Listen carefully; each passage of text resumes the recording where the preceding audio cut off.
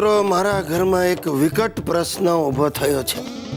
મારા બાપુજીને એવું લાગવા માંડ્યું છે કે હવે બહુ લાંબુ નહીં જીવે, એટલે પોતાનું વસિયતનામું બનાવવા માંગે છે.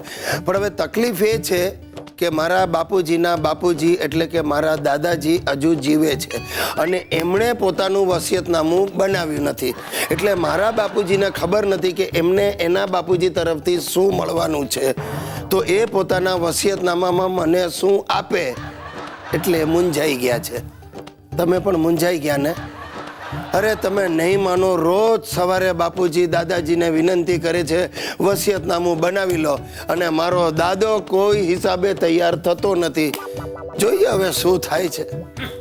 હા ગિરીશ, અરે મારા બાપાને થઈ શું ગયું છે? વસિયતનામું લખવાની ના પાડે છે. અરે પણ તે ના જ પાડે ને બાપુજી. એમની પાસે છે શું? 20 રૂપિયાનું પરચુરણ છે, એમાં શું બનાવે? અરે ગિરીશિયા, તને આ ઘેડાઓની ખબર ન પડે.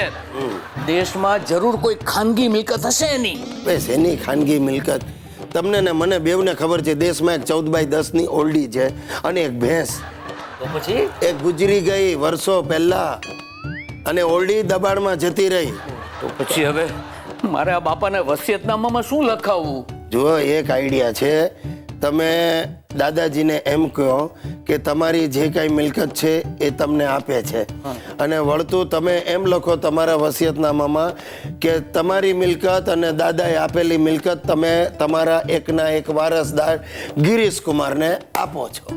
એ નપાવટો, તું આ બંને બાપ દીકરા અહીંયા બેસીને શું ચાકડા રચી રહ્યા છો? હે, શું વાત ચાલતી હતી? મારી મિલકત પચાવી પાડવી છે કેમ તમારે? બાપા, કંઈ પચાવવું નથી મારે તો બધું આપવું છે. હા, બે છાની માની બધી ખબર પડે છે મને. અરે દાદાજી, ખબર પડે છે તો એકવાર બોલી દો ને. શેની ખબર પડે છે? અમને ખબર પડે. અરે નહીં બોલે ગિરીશા, નહીં બોલે. આ મારો બાપ છે, મને ખબર છે એમ કહીને આપણને બેયને લબડાવે છે. લબડાવે છે એમને તો બંને જણા કાન ખોલીને સાંભળી લ્યો. હું મારી બધી મિલકત અનાથ આશ્રમમાં આપી દેવાનો છું. આપી દો, મને જ આપી દો. અમે તમારા ગયા પછી હું અનાથ જ થઈ જવાનો. લાવો. હા, મને ખબર છે હરામખોર, તું એની જ રાહ જોવે છે ને કે હું ઉપર પહોંચી જાઉં તારી તો. શું કરો? અરે મોટો થઈ ગયો, લાકડી ઉગાવે છે. ભાઈ, હાથ જોડું દાદાજી. બાપુજી, તમે બંને જણા વસિયત માટે ઘરમાં કંકાસ નહીં કરો. અરે એટલે તો ઝઘડું છું. એ મને આપે તો હું તને આપું ને. આ તે પણ મારા બાપાએ મને ઘંટડી આપી હતી. હું તને શું આપું? તંબુરો? જો બાપુજી, તમે છે ને તંબુરો બમુરો નહીં બોલો. નહીં કરતો મારું તમે. ભાઈ, અરે લાકડી છે ને. અરે ચૂપ! એ ભાઈ, તમે બંને ઝઘડશો, એમાં મને એટેક આવી જશે ને હું ગુજરી જઈશ. તો તું તારું વિલ બનાવ. અરે શું વિલ બનાવું? કંટોળાનું વિલ બનાવ?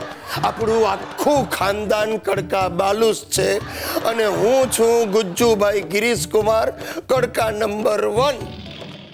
હે રામ સાહેબ, આપણા દેશના 3 રાજ્યોમાં મહિલા મુખ્યમંત્રી છે, એનો નશો મારી બૈરીને ચડ્યો છે. સુશલીએ મને ત્રાસ આપવાનું શરૂ કર્યું છે. મને કહે છે હવે ઘરમાં તમારો અવાજ નહીં જોઈએ, મારું રાજ ચાલશે, હું કઈ સહેમત થશે. અરે ભૈલાઓ, તમે બહુ રાજ કર્યું, હવે મહિલાઓનો જમાનો આવ્યો છે. બોલો સાહેબ. આજે સવારે હું ઉઠ્યો ત્યારે અહીંયા આ સોફા પર આમ ઢોળાઈ ગઈ હતી, ટાંટિયા ટેબલ પર મૂકીને બેઠી હતી. મને કહે ચા બનાવો, એટલે મારે ચૂપચાપ એને ચા બનાવીને આપવી પડી. પછી મને કે આજે બપોરે મારે મીટિંગ છે, હું બહાર જવાની છું, રોટલીનો લોટ બાંધી રાખ્યો છે, તમારી મળે 2-4 રોટલી બનાવીને ખાઈ લેજો. અરે ભાઈ, આ તો અત્યાચાર જ કહેવાય કે બીજું શું? અને સુશલીએ પોતાના જેવી જ બીજી 8-10 બહેનપણીઓ ભેગી કરી છે અને આ બધી નવરીઓ ભેગી થઈને અહીંયા બપોરના મીટિંગ કરે છે. મહિલા ઉત્થાન સમિતિની રચના કરવી છે. અરે બાપા, ઉત્થાન કરવાના બહાને બધી મળીને પોતાના વરની મેથી મારે છે અને પાછા નાસ્તા ઝાપટી જાય છે. 8000નો નાસ્તો કરી ગયા છે. બોલો, આ ગઈકાલે આવતો હતો ત્યારે બાજુના મદ્રાસ કાફેવાળાએ મને આતર્યો અને 8000નું બિલ પકડાવી દીધું. સાહેબ, આમને આમ ચાલ્યું ને તો હું પાયમાલ થઈ જઈશ. આ 3 રાજ્યોમાં લેડીઝ મુખ્યપ્રધાન આવી, એની ઘેરી અસર મારા ઘર પર પડી છે. સુશલી હવે ધીમે ધીમે મુખ્યમંત્રી બનવાના સપના જોવા લાગી છે. સાહેબ, આ ગઈકાલે જઈને હેન્ડલૂમ હાઉસમાંથી 4 સાડલા ખરીદી લાવી, 1800 રૂપિયાનો બગલ થેલો લીધો છે. મને લાગે છે ગમે ત્યારે પ્રચાર માટે નીકળી પડશે ને મને રોડ ઉપર લાવીને જ છોડશે. ભાઈ મને તો ફફડાટ થાય છે. અમારી સુશીલા મુખ્યમંત્રી બનશે કે નહીં એની ખબર નથી, પણ મારી ચોક્કસ મંત્રીને રહેશે.